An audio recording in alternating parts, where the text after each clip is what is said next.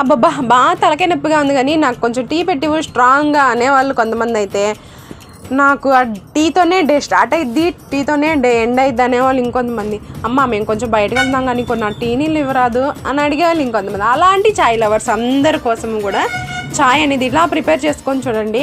In case అది మనల్ని వదిలేద్దామన్నా మనం దాన్ని వదలలేనంతగా ఆ రుచికి కనెక్ట్ అయిపోతాం. ఇంతకీ ఏంటా రుచి, ఎలా పెడతావు టీ అంటారా? సరే ఆలస్యం ఎందుకు, చూసేయండి నాతో పాటు ఈ వీడియోలో.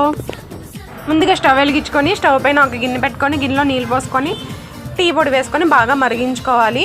అంటే అది మరుగుతున్నప్పుడే అల్లము వేలుకాయ దంచి వేసుకోవాలి. ఇక్కడే ఉంది కిటుకు, నేను షుగర్ వాడట్లేదు, షుగర్ బదులు బెల్లం వాడుతున్నాను. బెల్లం వాడితే టీ టేస్ట్ అనేది సూపర్ ఉంటుంది.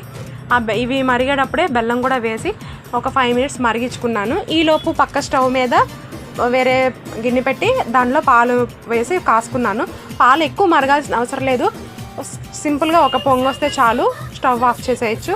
ఈలోపు మరుగుతున్న డికాషన్లో ఈ పాలు వేడిగా ఉన్నప్పుడే వేడి పాలను వేసేసి ఒక 2 మినిట్స్ అట్లా తిప్పితే దాన్ని బాగా మరిగిద్ది అనమాట. అందరు అనుకుంటారు బెల్లం వేస్తే పాలు విరిగిపోతాయని, ఇలా వేస్తే అసలు విరగవు. ఆ టేస్ట్ కూడా సూపర్ మైల్డ్గా ఉంటుంది అనమాట. నాకైతే 4 o'clock అవగానే టీ తాగితే బాగుండు అనిపిస్తుంది. నాకు షుగర్ వేసిన టీ కన్నా బెల్లం వేసిన టీ చాలా బాగా అనిపిస్తుంది. మీకైతే ఎలా అనిపిస్తుంది?